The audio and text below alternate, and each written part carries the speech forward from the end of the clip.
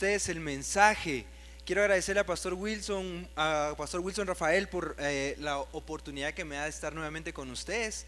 Espero que hoy juntos podamos aprender, ¿sí? ¿Cuántos quieren aprender hoy de la palabra de Dios?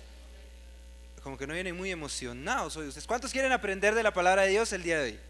Amén, amén, excelente. ¿Qué le parece si oramos? Y pues vamos a revelar el título del mensaje y vamos a continuar también, como decía hermano Ani, con la misma serie, ¿verdad? ¿Qué le parece si ahí donde está inclina su rostro, ore conmigo? Padre, te damos gracias, Señor, por tu fidelidad, por tu amor, por tu cariño, por tu bendición, Señor, por todo lo que tú eres y haces en nuestras vidas. Hoy te pedimos en el nombre de Jesús que puedas crear en nosotros un espíritu fiel, Señor, que nos congreguemos, que seamos personas honestas, sinceras, Señor, que seamos capaces de mantener esta pelea, Señor, espiritual que muchas veces tenemos en lo oculto, que podamos mantenernos firmes en la fe que profesamos y que un día, Señor, como Pablo lo dijo, nos mantengamos fieles en ti, Señor. En el nombre de Jesús yo bendigo tu palabra, bendigo también la vida de todos estos jóvenes que hoy están acá, Señor, y creo que tú nos vas a hablar hoy, Señor. Gracias por tus bendiciones en el nombre de Jesús. Si usted está de acuerdo conmigo, dice amén. Bueno, pues yo creo que estamos en una serie. A ver, ¿cuál es el nombre de la serie? Ayúdeme. Creo que aquí no aparece. ¿Cómo se llama? ¿Cómo? En esto creo. Sí, excelente. Démosle un fuerte aplauso. Miren, por algo se sienta acá adelante, ¿verdad? Son de los más pilas. La serie se llama En esto creo. Y pues yo creo que Pastor Wilson ha platicado con ustedes acerca del credo de Nicea. ¿Han ustedes leído el credo de Nicea en esta temporada? Creo que lo tienen como tarea de memorizárselo, ¿sí o no? ¿O yo estoy equivocado? ¿Verdad? Incluso me di cuenta que la canción insignia ustedes la cantan. Sí, no sé si ya se dieron cuenta que cantan el credo de Nicea, ¿verdad? Que fue con la canción que terminó el Ministerio de Alabanza hace un momento. Entonces, hoy pues yo tengo la oportunidad de compartir con ustedes una parte muy esencial. Yo creo verdaderamente en todo lo que en ese credo se hizo. Recordemos que pues esta confesión que nosotros hoy tenemos, la del credo de Nicea, que fue realizada en el año 325 después de Cristo, en el concilio de Nicea, pues es muy importante para nuestra iglesia. Y no solamente es importante para la iglesia, sino es importante para cada cristiano, porque todo lo que este credo recita es verídico. Creemos en un Dios Padre. ¿Usted cree en un Dios Padre? ¿Cree en Jesucristo como único Señor? ¿Sí? También cree en el Espíritu Santo. Todos creemos acá en el Espíritu Santo. Y si no, pues hoy vamos a orar por Espíritu Santo. Pero hoy me tocó una parte muy hermosa y es la siguiente. Dice así: creo en la iglesia, que es una, santa, católica y apostólica. Entonces, creo que a ustedes tal vez les puede causar un poquito de confusión cuando escuchamos la palabra católica, ¿sí o no?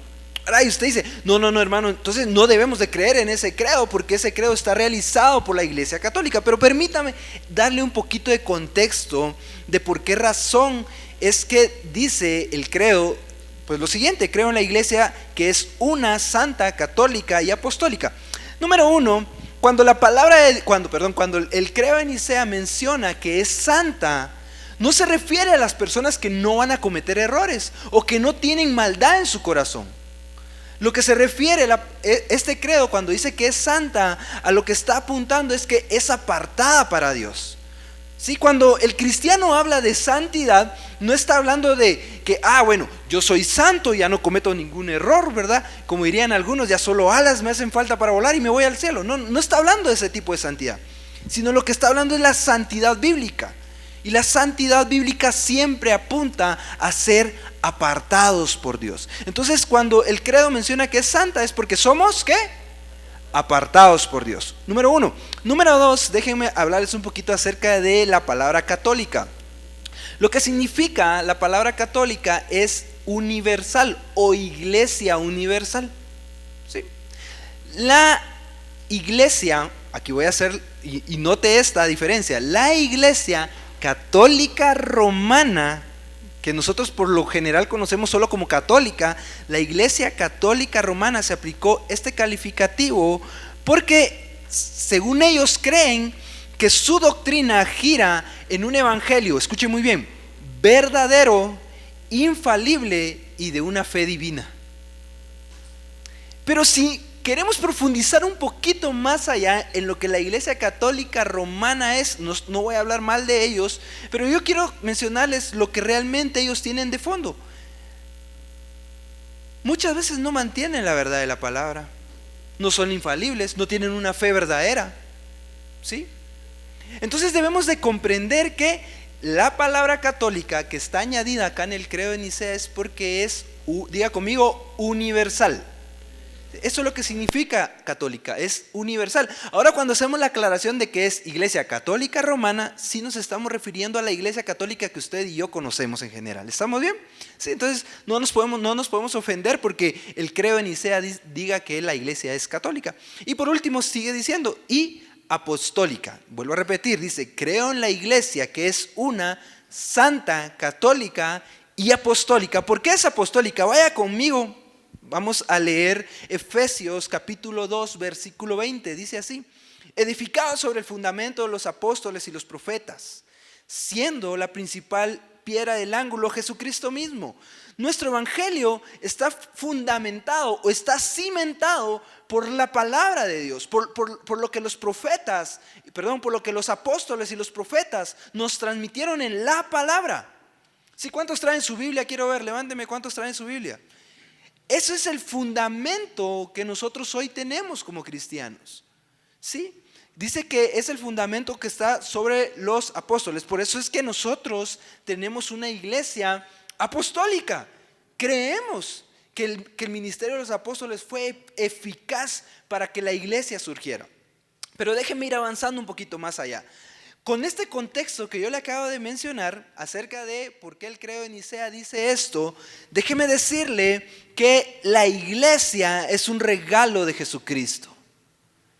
La iglesia es un regalo de Jesús, no es un invento del hombre, no es algo que nosotros nos inventamos y queremos hacer solo para tener seguidores o para que las personas nos den like o para que las personas se congreguen. No, nada de lo que se le ha enseñado es verídico. Si tiene un pensamiento humano, porque la iglesia es un regalo que el Señor Jesús dejó. ¿Usted no me cree? Pues vaya conmigo a Mateo capítulo 16 versículo 15 en adelante. Sí. Mateo 16, 15 en adelante dice: Él les dijo, está hablando de Jesús, ¿y vosotros quién decís que soy? Que soy yo. Verso 16, respondiendo Simón Pedro dijo: tú eres el Cristo, el Hijo de Dios viviente. Entonces respondió Jesús: bienaventurado eres, Simón, hijo de Jonás, porque no te lo reveló carne ni sangre, sino mi Padre que está en los cielos. Verso 18 dice: y yo también te digo que tú eres Pedro, y diga conmigo, y sobre esta roca edificaré mi iglesia. ¿A quién le pertenece la iglesia? Es a Jesús. Si usted va a los evangelios, se va a percatar que es la primera vez que se utiliza la palabra iglesia en toda la Biblia. Sí, aquí en Mateo capítulo 16 versículo 18 es donde se traduce por primera vez. O sea, es Jesús diciendo: bueno, mira, pero sobre tu confesión voy a edificar mi iglesia. Y es la primera vez que aparece la palabra iglesia en todo lo que nosotros conocemos como Biblia, porque recuérdese que en el Antiguo Testamento solo existía la sombra de lo que iba a ser la iglesia en un futuro. Y no se conocía como iglesia, sino se conocía como tabernáculo. Sí, lo que el Señor le mandó a Moisés que hiciera: haz un tabernáculo de adoración. Y ahí, lastimosamente, lo quiero decir así porque era así, solo el sumo sacerdote podía entrar a la presencia de Dios. Nadie más tenía acceso a la presencia de Dios. Pero hoy nosotros en la iglesia tenemos acceso a la presencia de Dios. Nadie está limitado a entrar a la presencia de Dios. O sea, él puede venir acá y el Señor no le va a decir: no puedes entrar a la presencia de Dios. O él puede venir acá a querer entrar a la presencia de Dios y Dios no lo va a matar, pues. En el Antiguo Testamento podemos ver que cuando algunos sacerdotes entraban impuros a la presencia de Dios, dice que de ese lugar, del lugar santísimo, salía fuego y los consumía. por la impureza que tenían en su vida. Entonces aquí nosotros podemos corroborar que uno de los beneficios más hermosos que nosotros tenemos hoy en día es que Jesús haya decidido crear iglesia. ¿Sí? Y ahora déjeme darle otra noticia. La iglesia, queridos hermanos o queridos jóvenes, no es este edificio que nosotros conocemos. Diga conmigo, la iglesia soy yo. Mire, pues, ahora póngase a pensarlo el credo de Nicea. Dice, creo, ¿qué dice? Creo en la iglesia que es ¿qué? Santa, católica y apostólica. Cuando nosotros dejamos que la palabra de Dios empiece a entrar a nuestras vidas, nosotros estamos siendo iglesia. Nosotros somos iglesia. Somos iglesia. El templo del Espíritu Santo no es este lugar, no es este edificio. El templo del Espíritu Santo somos nosotros. Por eso la palabra de Dios dice que donde 2 o 3 estén congregados en mi nombre, dice Jesús, ahí estaré yo.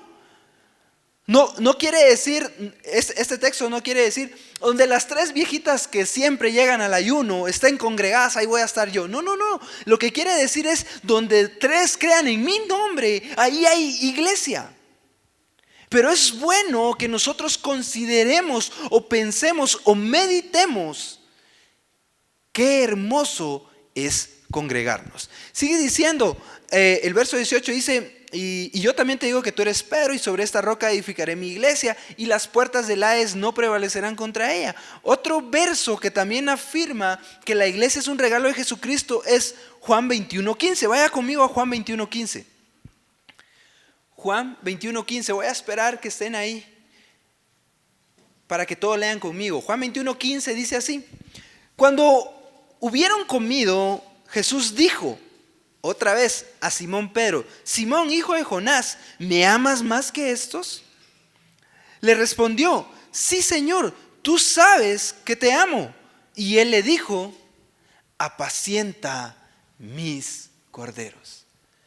Déjeme comentarle que cualquier predicador, cualquier pastor, cualquier persona que nosotros vemos dentro del ministerio no es dueño de las ovejas.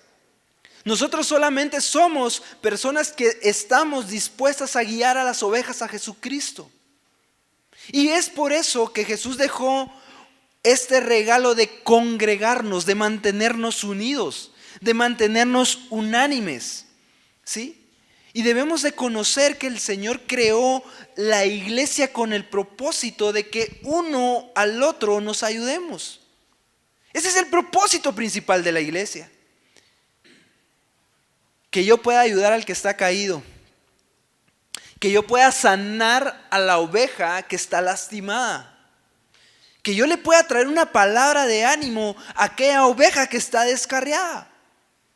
Que yo esté dispuesto a dejar a las 99 que están bien acá por ir a la montaña y buscar a aquella que se me perdió. Eso es iglesia. ¿Sí? Jesús le dijo a Pedro y se lo volvió a repetir 3 veces. Si usted sigue leyendo ahí en ese capítulo 21, 3 veces le repite: apacienta mis corderos, apacienta mis ovejas, apacienta mi rebaño. Nos podemos dar cuenta que la iglesia, número 1, es de Jesús, y número 2, las ovejas son de Cristo. Ahora, ¿qué tiene en relación esto con lo que nosotros en lo que nos vamos a enfocar el día de hoy? Nosotros debemos de reconocer que estamos en una carrera, ¿sí?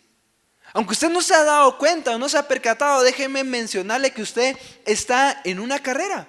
Todos los días nosotros corremos una carrera. A ver, ¿alguien me podría decir cuál es esa carrera que nosotros corremos todos los días?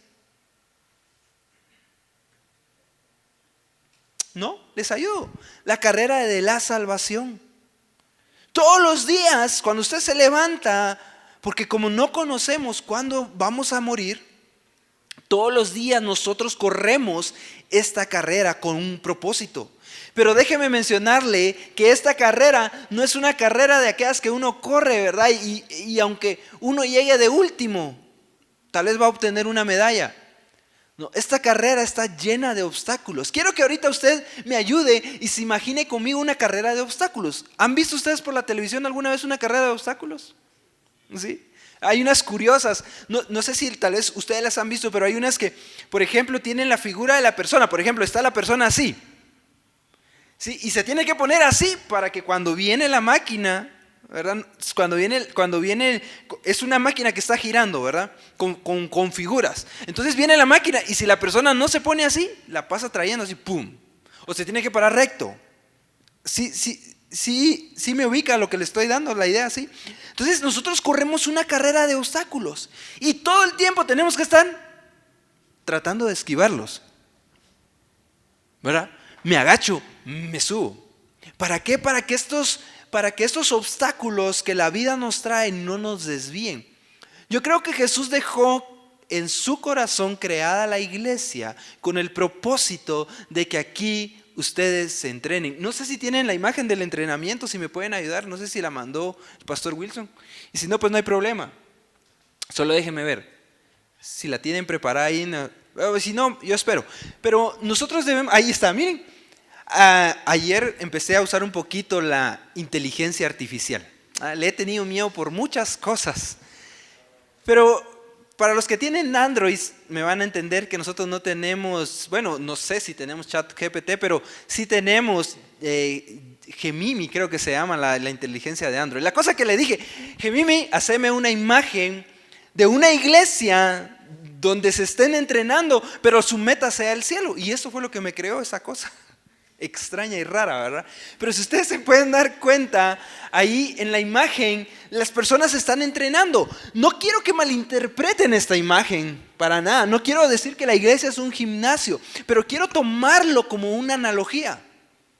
¿Sí? Quiero valerme de la analogía acerca de donde nosotros nos preparamos. Y yo creo que Jesús dejó la iglesia con este propósito. Que nosotros nos podamos entrenar. No hay otro lugar, ¿sí?, donde nosotros nos podamos entrenar sino la iglesia. No hay otro lugar donde empecemos a tener conocimiento sino la iglesia. Hace un par de meses empecé a entrenar yo solo en mi casa y decidí pues hacerlo constantemente. Y hace unos días uno de mis amigos me invitó a un gimnasio. Yo entreno en un gimnasio, pero en el gimnasio no tenemos entrenador, pues. Entonces este amigo me invitó a un gimnasio y fuimos. Y cuando estábamos ahí, pues yo me emocioné de ver tantas máquinas y empecé a hacer ejercicio, ¿verdad? Me quemé como usted no tiene idea. Cuando yo me empecé a ver las máquinas, después me dice amigo, mire, vamos a ir a este entrenamiento, ¿sí? Donde uno ejercita todo el cuerpo. Y yo le dije, sí, vamos. Y nos fuimos con mi amigo y entramos ahí al entrenamiento. Cuando yo vi que estaban poniendo los ejercicios, ¿verdad? Porque ahí está el entrenador, él hace cómo vamos a hacer los ejercicios. Ay, eso es pan comido, dije yo. Así entre mi mente, de verdad. Eso es pan comido. Functional creo que le llaman. ¿Sí? Yo no sabía ni que era functional, ¿verdad? Pero creo que así le llaman. Entonces yo dije, eso es pan comido porque son unas cuantas repeticiones y yo lo voy a hacer bien. Pero yo había pasado el cardio antes. Entonces cuando empezamos el functional y el entrenador nos dijo que respetáramos las reglas que nos había dado, cuando no me miraba y hacía así y me quedaba, ya no. Yo en el quinto ejercicio yo ya no aguantaba. Había hecho una ronda como de 10 ejercicios. En el quinto yo ya no aguantaba. Él se voltea. Yo he visto videos donde cuando uno está en el gimnasio, ¿verdad? Que los que están entrenando no le hacen caso a su entrenador. Yo dije, qué maleducados son estos. Pero ese día, yo solo esperaba que él se volteara y yo me quedaba así. ¿Por qué? Porque nunca había tenido un entrenador. Entonces ahora hagamos de cuenta que la iglesia es el lugar donde nosotros venimos a preparar nuestro cuerpo para que un día sea exaltado por el Señor Jesús. Pero si no tenemos un entrenador, no vamos a ser guiados correctamente. Algo que a mí me gusta de mi iglesia, estoy hablando de acá de Agua Viva porque es mi iglesia, es que cada semana nosotros tenemos palabra de Dios. Cada semana. ¿Sí? Aunque a veces uno quisiera, en lugar de decir amén, uno quisiera decir ouch, ¿verdad? Cuando Pastor Wilson está predicando, uno se calla mejor y uno se queda calladito así, ¿va? Porque tira unos dardazos que uno dice, pero lo que está haciendo él es entrenándonos como un buen entrenador. O sea, cuando habla de pecado y dice aléjense del pecado, nos tenemos que alejar del pecado. Cuando Él dice, bueno, fíjense que el pecado tiene consecuencias, yo me alejo del pecado porque sé que va a traer consecuencias a mi vida. Entonces yo quiero animarte el día de hoy a que no le huyas a la palabra de Dios. Todo en la iglesia es bueno, o sea, todo en la iglesia es hermoso, ¿verdad? El tiempo de la alabanza nos acerca a la presencia de Dios, el tiempo de los diezmos y las ofrendas también nos acercan a las finanzas con Dios, pero el tiempo de la palabra es, yo creería, lo más importante. No estoy desacreditando las otras dos anteriores, pero el de la palabra es importantísimo. No le huyan a la palabra. O sea, no sean pues como esos que están entrenando en el gimnasio y cuando el entrenador les dijo, hagan 20 repeticiones, hacen 5 y cuando él se voltea dice, se queda parado usted. Y él lo vuelve a ver, entonces ahí está otra vez usted. Así parecía yo ese día en el gimnasio. ¿Sí? Entonces debemos de saber que Jesucristo dejó la iglesia para que nos entrenemos. Vaya conmigo a Hebreos 12:1. Hebreos 12:1 dice. Se los voy a leer, quizás va a sonar un poquito diferente porque esta es Dios habla hoy. Dios habla hoy es la versión que yo traigo acá. Dice, por eso, nosotros teniendo a nuestro alrededor tantas personas que han demostrado su fe, dejemos a un lado todo lo que nos estorba y el pecado que nos enreda. Corramos, dice acá, con fortaleza la carrera que tenemos por delante. ¿Cómo dice la palabra que debemos de correr la carrera? ¿Débiles? ¿No? ¿Un día sí, un día no? Dice que debemos de correr la carrera con fortaleza. Hace unos días estuve investigando un poquito acerca de Michael Phelps, el mejor nadador que el mundo ha tenido. 28 medallas olímpicas en un solo hombre. Él es el único que tiene ese récord. Ha rompido récords como usted no tiene idea. Pero ese tipo, si usted lo estudiara, se va a descubrir que nadaba todos los días en su entrenamiento de 14 a 18 kilómetros 2 veces al día. O sea que el esfuerzo y las medallas que él obtuvo no fue porque pasaba dormido todo el tiempo en su casa. Incluso yo estuve siguiendo una entrevista para aprender un poquito más acerca de él y él decía que hubo un año donde no convivió con nadie de su familia. O sea, lo invitaban a cumpleaños y decía, no puedo, estoy entrenando. Que se casaba, no puedo porque estoy entrenando. Con tal de obtener la medalla, con tal de obtener un premio. Nosotros no estamos corriendo tras un premio visible, el de nosotros es invisible, pero es un galardón, queridos jóvenes, que no vamos a obtener si no nos preparamos, ¿sí? Ahora surge la pregunta, bueno, ¿cuál es la meta del cristiano? Bueno, vamos a la imagen, esta es la meta del cristiano. Acá nos estamos preparando en la iglesia, ¿verdad? Que la inteligencia artificial nos creó, entonces nos estamos preparando, pero tenemos una meta, la meta es esta, ¿sí? La meta es llegar a la presencia de Jesús y glorificar el nombre del Padre, porque todos corremos tras esa meta. Aunque sabemos que nosotros venimos a la iglesia porque tenemos que hacer amistad, porque queremos conocer a otras personas, ¿sí? Porque quizás aquí está el amor de nuestra vida y no nos hemos dado cuenta, ¿verdad? Hace unos minutos estábamos hablando con mi esposa allá atrás, le digo yo a ella, ¿te recuerdas cuando veníamos y éramos jóvenes como todos ellos? Sí. Yo conocí a mi esposa aquí en la iglesia, en un grupo de jóvenes también. Entonces, podríamos decir que tal vez ese es el propósito, ¿verdad? Pero no, realmente no es esa nuestra meta. Qué bueno, de verdad, yo le pido a Dios que si un día consigues pareja, que sea alguien de esta casa, que no estés buscando en otro lado, ¿sí? Digan amén los solteros. Urgidos andan, ¿verdad? El que gritó hasta allá atrás igual. Pero debemos entender que eso no es nuestra meta. Nuestra meta es llegar al cielo y glorificar al Padre. Es lo que debemos de saber y eso debe estar en nuestros pensamientos todos los días. Pero debemos de recordar que la vida nos va a presentar muchos obstáculos ¿Qué clase de obstáculos? Número uno, el primer obstáculo que la vida nos presenta es sacarnos de la iglesia. El enemigo, ¿sí? Es el propósito que se ha trazado. El propósito del enemigo es desviarnos de la voluntad del Padre. Lo que él quiere es que dejemos de entrenar y perdamos nuestra meta. Si usted quiere verlo conmigo, vaya conmigo a Hebreos capítulo 10, versículo 25. Esta versión es Dios para todos. Dice así: algunos están faltando a las reuniones. ¿Sí? Algunos están faltando a las reuniones. Y no está bien, dice el escritor de Hebreos. Reunámonos, dice. Él está animando, reunámonos. Animémonos los unos a los otros, y con mayor razón cuando vemos que aquel día se acerca. El mundo está viviendo un momento de soledad, de oscuridad. El mundo se está desviando en su depravación mental. Hoy la gente llora que un perrito no tiene casa, pero no le importa dejar abandonados a sus hijos. ¿Sí? Hoy el mundo dice: ay, pobres los perritos, no tienen dónde vivir. Pero no importa si las mujeres están dispuestas a abortar.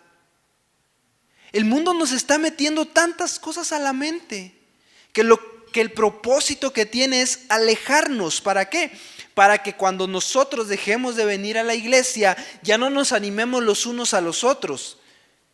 Ese es el propósito principal de la iglesia, el animarnos. Déjeme decirle que los mejores amigos que usted va a tener son los que va a encontrar en una iglesia, siempre y cuando estén llenos de la palabra de Dios. Porque van a haber algunas personas disfrazadas de ovejas o lobos disfrazados de ovejas, que su intención es solamente sacarlo de donde el Señor lo tiene. Yo creo que por cuestión de tiempo, no tengo todo el tiempo necesario, pero tengo un testimonio muy tremendo pues de mi juventud, donde desperdicié muchos años de mi vida. Y fueron porque decidí entregar mi vida al pecado. El primer punto el propósito de que por qué el enemigo nos quiere sacar de la iglesia es para dividirnos. Pero no solamente es por eso, sino también a eso se le agregan los malos hábitos que tenemos. Un mal hábito que muchas veces nos cuesta dejar es las malas amistades. ¿Sí? Las malas amistades muchas veces son aquellas que uno dice, pero no son ellos los que te están metiendo o induciendo, no, pero son los que te atraen, que dicen, vamos, salgamos. ¿Para qué vas a ir a la iglesia a perder el tiempo? Si aquí va a estar mejor la onda, ¿verdad? Y ese tipo de amigos son los que a mí me ayudaron a desviarme del camino y del propósito que Dios tenía. Yo perdí mi vida mucho tiempo en el alcoholismo cuando pude haberle rendido todo ese tiempo de mi juventud al Señor. Pero las malas amistades es un mal hábito. Otro mal hábito que nosotros tenemos por nuestra naturaleza, queridos jóvenes, son las malas decisiones. Ayúdenme. ¿Cuántos de acá han tomado malas decisiones alguna vez? Todos, ¿verdad? Todos tomamos malas decisiones. Pero esto es parte de nuestra naturaleza. Nuestro papá o nuestra mamá nos dicen, no, mija, mira, no te conviene. ¿Qué decimos nosotros? No, papá, yo la voy a convertir para honra y gloria del Señor. Y pasa todo lo contrario. Esta persona te termina convirtiendo a ti en lo que nunca pensaste que ibas a hacer. ¿Sí? Entonces, las malas decisiones juegan un papel muy decisivo en nuestras vidas. Déjame felicitarte porque hoy tú tomaste la decisión de congregarte. ¿Sí? Y no estar perdiendo el tiempo en otro lugar. Mira, cuando tu papá y tu mamá te digan, no lo hagas, créeme, no lo hagas. Es que papá, es que vos ya viviste la vida. No es eso. Lo que tu papá no quiere o lo que tu mamá no quiere es que cometas las mismas tonterías que ellos cometieron. ¿Sí? No es que los papás seamos más sabios que los hijos. Lo que pasa es que nosotros ya hemos vivido y no queremos que nuestros hijos pasen por el mismo camino quizás de perdición que un día nosotros tuvimos. ¿Sí? Entonces, honra a tus papás. No sé por qué lo estoy diciendo con un fuego interno en mi corazón, pero honra a tus papás. Sí, honra, trata la manera. Ellos quieren verte el bien. Aunque ellos a veces no se porten bien, ellos quieren verte el bien. Yo estoy seguro de eso. Sí, yo estoy seguro de eso. Otro mal hábito que tenemos son los vicios. Muchas veces los vicios son los que nos alejan de la iglesia o nos alejan de congregarnos delante del Señor. Y por ese tipo de cosas nosotros debemos de aprender a vivir venciendo los obstáculos de la vida. Por nuestra naturaleza, que es una naturaleza desobediente, nosotros debemos de aprender a empezar a adquirir nuevos hábitos, a empezar a dejar los vicios, a empezar a dejar las amistades. Y el lugar donde nosotros aprendemos a vencer todas estas cosas, donde nosotros empezamos a ejercitar nuestros músculos espirituales, es la iglesia. Es por eso que la iglesia juega un papel fundamental dentro de la vida del cristiano. El cristiano que no se congrega tarde o temprano va a morir espiritualmente. Quiero enseñarte algo. Hay dos de las más grandes sectas, no las voy a mencionar, pero dos, yo sé que tú te has topado con este tipo de personas, que son las que llegan a tu casa y te tocan, te visitan. Estas dos grandes sectas que hoy en día nosotros tenemos fueron creadas por cristianos evangélicos que un día dijeron: no, yo no necesito congregarme, a mí todo me lo revela el Señor, y se apartaron de la iglesia, se apartaron de tener un líder, y ellos crearon dos de las mayores sectas que hoy en día están desviando a mucha gente del evangelio verdadero. Uno de ellos, Carles Rushdenberg, usted lo puede investigar y ahí se va a dar cuenta quién es, pero él se arrepintió después de haber creado su secta. Él se arrepintió y dijo: no, lo que yo hice está mal, porque saqué a Jesucristo de la ecuación. O sea, completamente, él lo sacó a Jesús completamente de la ecuación. Y la Biblia dice que nadie verá al Padre si no es por quién. ¿Se dan cuenta? Debemos de saber que si no tenemos al Hijo en nosotros, no vamos a llegar a la meta. Jesús es como el agua vital que está en nosotros, que nos va a acercar al Padre. Entonces, no solamente hay cosas malas si nosotros nos alejamos de la iglesia. Quiero dejar 3 puntos bien claros en tu corazón para que desees congregarte todos los días de tu vida. Y no solamente tú, sino que en un futuro, cuando tú tengas hijos, también les enseñes a tus hijos qué importante es congregarse. Nosotros tenemos 2 hijos. Tenemos una niña de 9 años y un niño de 5. Y gracias a Dios, para la edad que ellos tienen, no los tenemos que rogar para venir a la iglesia. Ellos saben que el domingo es domingo fijo, domingo y miércoles son días que estamos en. Incluso mi esposa no me dejará mentir, hay días donde yo me siento cansado, quizás por el trabajo, por la vida, por lo que sea. Entonces yo le digo a mi esposa algún miércoles: hoy no tengo ganas de ir a la iglesia. Y llegan estos dos: papi, vamos a la iglesia, papi, vamos a la iglesia. Me levantan el ánimo, o aunque a veces medio animado vengo, porque tampoco les voy a decir que muchas veces tenemos que venir siempre, o todo el tiempo tenemos que venir animados a la iglesia. Van a haber días donde nos va a costar. Vuelvo a repetir la analogía, es el gimnasio, ¿sí? Cuando uno arranca el gimnasio uno está contento, ¿verdad? Pasa el primer mes, segundo mes, algunos ya pagaron todo el año. Solo fueron un mes y ahí se perdió todo el dinero. Porque perdemos la emoción, perdemos el deseo de congregar, perdemos el deseo de ir al gimnasio. Muchas veces nos va a pasar en la iglesia. Entonces yo lo único que quiero es advertirle: no todo el tiempo vamos a venir con alegría a la iglesia. Pero por eso Hebreos 10:25 dice: reúnanse. ¿Para qué? Para que se animen los unos. Eso me da a entender de que no todo el tiempo vamos a venir animados, ¿sí o no? Pero el venir a la casa de Dios, vamos a encontrar ánimo, vamos a encontrar una amistad, vamos a saber que alguien me va a apoyar, puedo saber que alguien va a estar ahí para recibirme y decirme bienvenido cuando entre. También venimos por la refacción, pero venimos. ¿Sí? Yo sé que algunos dicen, ¿en qué momento va a terminar? Ya tengo hambre. Ya, aguánteme, solo voy a darle 3 versos más y termino. Entonces, comencemos. 3 beneficios por los cuales nos debemos de congregar. Número 1, nos congregamos porque a la hora de congregarnos comenzamos a caminar en la voluntad de Dios.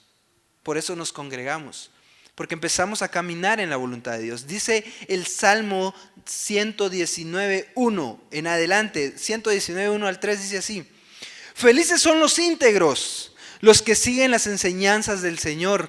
Felices son los que obedecen sus leyes y lo buscan con todo el corazón.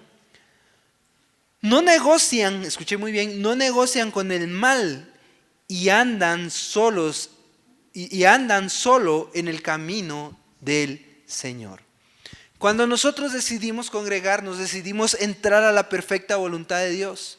Dejamos malas amistades, dejamos vicios, ¿sí? Dejamos de desobedecer y empezamos a caminar en la perfecta voluntad del Señor. Empezamos a ser obedientes. Empezamos a amar a nuestros a nuestros enemigos. Empezamos a entender que aunque en la vida no nos vaya bien, hay un propósito para nuestras vidas. Por eso dice felices. Número 2, somos libres del pecado.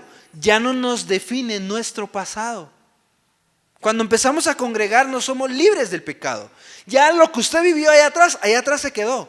Lo que usted vivió ayer, para ir un poquito más, para que usted me entienda un poquito más, lo que usted vivió hoy en la mañana ya se quedó ahí. Sí, ya no puede regresar, ni siquiera 1 hora, ni siquiera 2 minutos para cambiar lo que hizo hace 2 minutos o lo que pensó hace 2 minutos. Entonces somos libres del pecado, nuestro pasado ya no nos define, dice 2 Corintios 5:17, de modo que si alguno está en Cristo, esto está hablando a la iglesia, nueva criatura es, las cosas viejas pasaron, he aquí, todas son hechas nuevas. Y número 3, somos hijos de Dios y Él nos defiende. Pasamos a tener una nueva ciudadanía. Pasamos a tener un nuevo padre, un padre general. Si usted no sabía por qué nos llamamos hermanos, es porque todos somos hijos de un mismo padre. ¿Sí? Es por eso que nos decimos hermanos. ¿Qué tal hermano? ¿Qué tal hermana? ¿Verdad? Entonces es por eso. Dice Juan 1:12, mas a todos los que le recibieron, está hablando de Jesús, a los que creen en su nombre, les dio potestad de ser hechos hijos de Dios, los cuales no son engendrados de sangre, ni de voluntad de carne. O sea, no está hablando de nosotros como hijos, ni de voluntad de varón, sino de Dios. Somos engendrados, somos hijos de Dios cuando empezamos a caminar en la perfecta voluntad del Señor. Si alguien me puede acompañar acá al piano, por favor. Quiero terminar con esto. Y aquí sí quiero que todos vayan conmigo. Efesios 4:12. En Efesios 4:11, la palabra de Dios dice, y Él mismo constituyó a unos apóstoles, a otros profetas, evangelistas, pastores y maestros. ¿Con qué propósito el Señor Jesús constituyó los 5 dones ministeriales? Lo explica Efesios 14:12. Lea conmigo, Efesios 14:12 dice, a fin de perfeccionar a los santos. Diga, yo soy santo, usted es santo. Entonces los dones ministeriales fueron dados por el Señor como un regalo. ¿Para qué? Para perfeccionarnos. Nadie de acá es perfecto, ni yo soy perfecto. Lo único es que a mí se me ha dado la oportunidad de compartirles hoy el mensaje, pero no hay perfección en mí. El propósito de los dones ministeriales fueron para perfeccionar a los santos. Dice, ¿para qué? Para la obra del ministerio, para la edificación del cuerpo de Cristo. Verso 13, hasta que todos lleguemos a la unidad de la fe. Los dones ministeriales van a estar funcionando sí o sí hasta que todos lleguemos a la unidad de la fe y del conocimiento del Hijo de Dios, a un varón perfecto, a la medida de la estatura de la plenitud de Cristo. ¿Para qué? ¿Para qué es necesario? Termino con esto. ¿Para qué es necesario congregarnos? Para que ya no seamos niños fluctuantes, Señor quiere es que empecemos a madurar, que no seamos niños fluctuantes llevados por doquiera de todo viento de doctrina, por estratagemas de hombres que para engañar emplean la astucia, las artimañas del error, sino que siguiendo la verdad en amor crezcamos en todo en aquel que es la cabeza. ¿Quién es la cabeza? ¿El pastor? ¿El apóstol? ¿El profeta? ¿El evangelista? No, la cabeza es Cristo, de quien todo el cuerpo bien concertado y unido entre sí todas las coyunturas que se ayudan mutuamente según la actividad propia de cada miembro reciba su crecimiento para edificarse en amor. Hoy le pedí al ministerio, a los de acá de la alabanza, que terminemos con la canción que terminamos hace un momento.